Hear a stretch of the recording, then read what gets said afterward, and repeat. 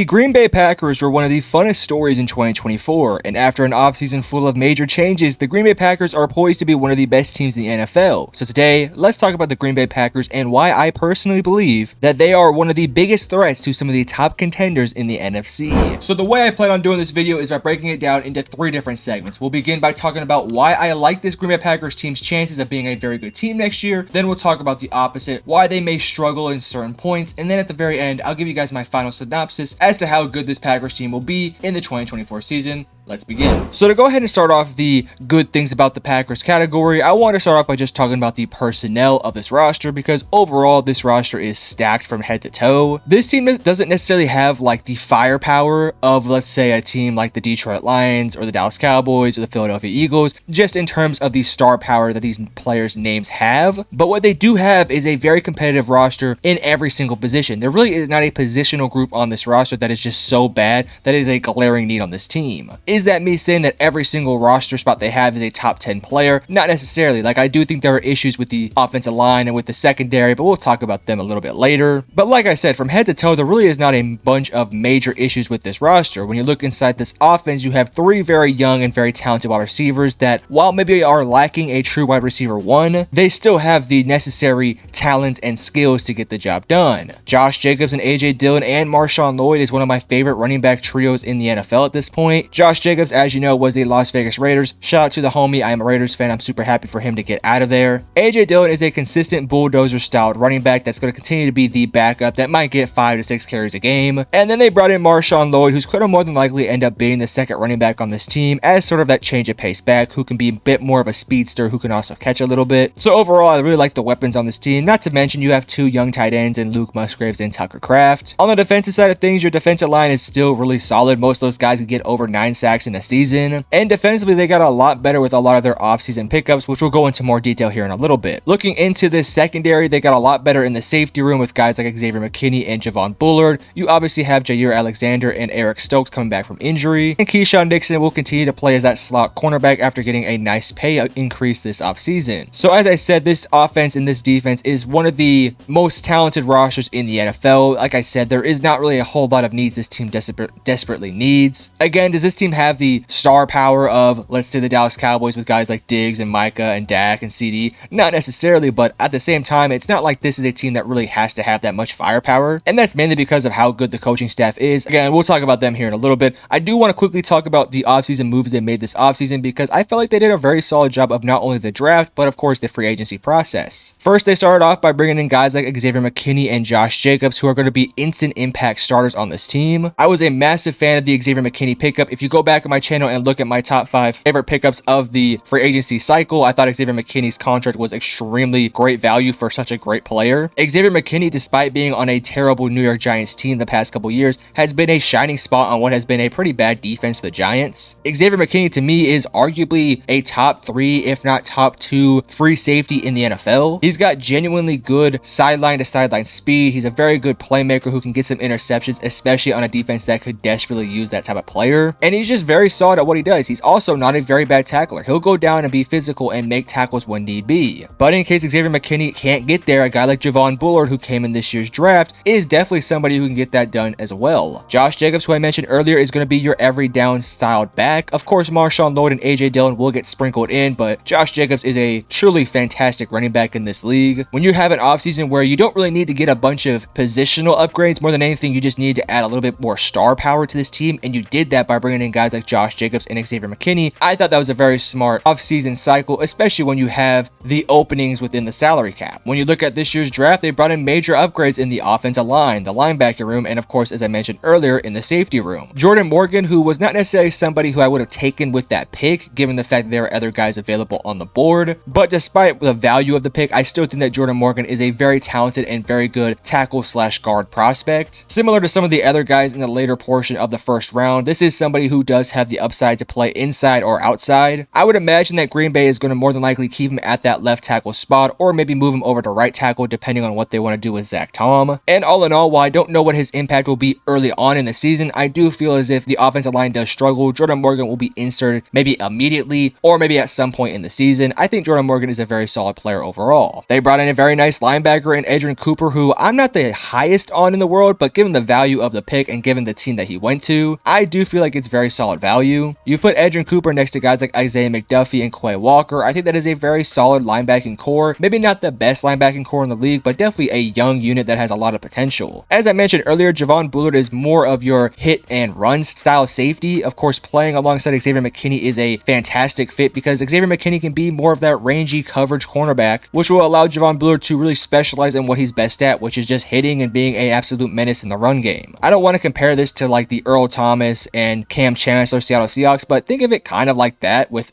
arguably a better free safety in Xavier McKinney. Of course, Javon Bullard has a long way to go before he becomes Cam Chancellor, but I do think he can thrive within that role. Some more things I do like about this team, and we're going to kind of quick fire these before we start going off into more of the bad category. As I mentioned earlier, I think this is a coaching staff that can outcoach any coaching staff in the league. We all saw what they did to the Dallas Cowboys and the way they just completely outclassed and outcoached that coaching staff. And I think that was the difference in that game. It wasn't necessarily that the talent was any worse than what the Green Bay Packers have. And if anything, Dallas has more talent than this Green Bay Packers team. But what they don't have is a fantastic head coach who can consistently outcoach them in every single direction. I think that gives this Packers team a chance with any roster in the NFL, whether it's the Lions, the Cowboys, the Eagles, or the Niners. Moving on from the coaching staff, I think this is a great opportunity for Jordan Love to continue to thrive within a dynamic team. Now that he's going to be a second-year starter in this league, he should feel more comfortable and should be coming out right from week one playing just as well as he did at the back end of last year. But we talked about the good and the positives of this Green Bay Packers team. Let's start talking about a couple of my personnel issues and just some overall issues I do have with this roster before I give you guys my final synopsis.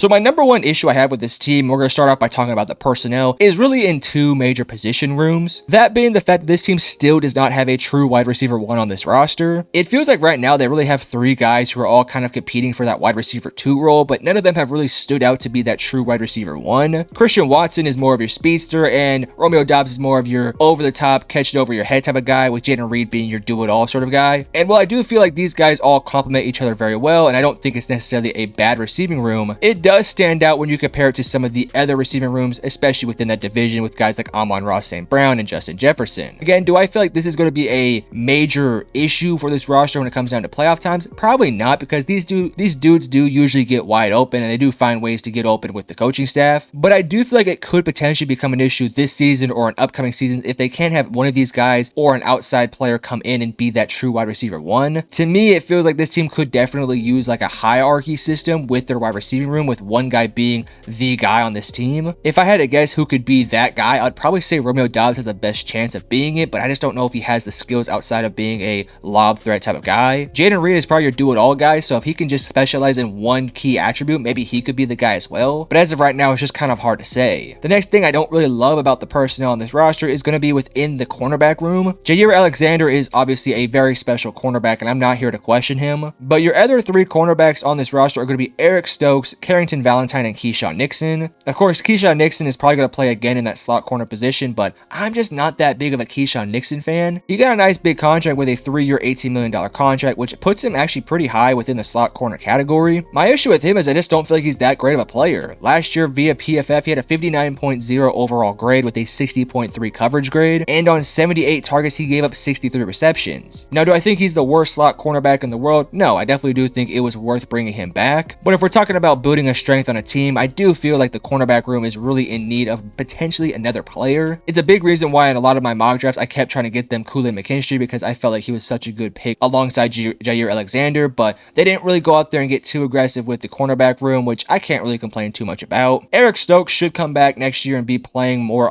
as your cornerback 2 alongside Jair Alexander. It will be interesting to see if Carrington Valentine could potentially threat for that spot. I still just feel like the safety room got so much better, but the cornerback room is still a little bit struggling. That being said, you're not going to fix all your issues in one offseason, so it does make total sense that they were not able to fix every single issue, especially when you went out there and were super aggressive to fix certain other ones. The next thing this team needs to look to address, and now moving off of like the personnel stuff, is going to be the Jordan Love contract. As it sits right now, he still has not got paid, and after the Jared Goff contract, it wouldn't be shocking to me if Jordan Love got a very similar style contract. And to me, I thought thought the Jared Goff contract was way too high for the type of quarterback that he is, but given the fact of where the quarterback value is, and given the fact that we can all tell that Jordan Love is probably going to be a better quarterback than Jared Goff, I think you're going to have to pay up some serious cash. And unfortunately for this team, I just don't feel like this is a team that should be really in a hurry to pay a quarterback like Jordan Love, especially with how talented this roster is, and given the fact that they probably want to continue to get upgrades on this roster. One of the hardest things to do in the NFL is to build a competent roster when you're paying a quarterback $50 to $40 to $60 million.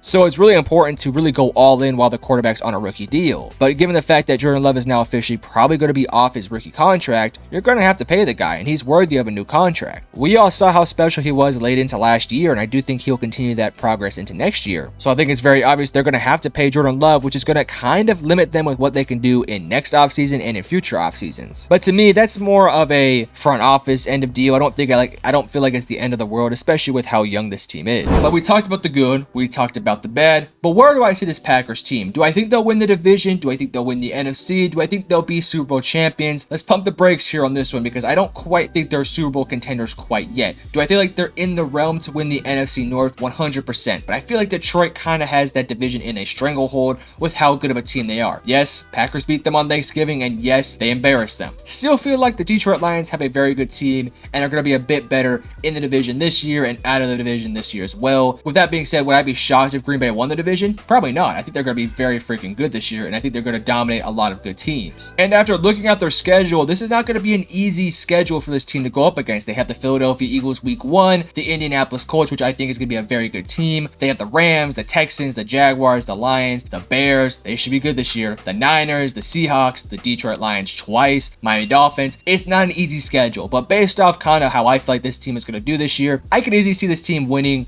11 to 12 games this year, with being a very tough team to beat in the playoffs. Again, that's not my final prediction, and when we come down to later into the offseason, I'll give you guys my full prediction for every single team, and that does include the Green Bay Packers. But if you enjoyed the video, hit the like and subscribe button, and I love you guys. Peace.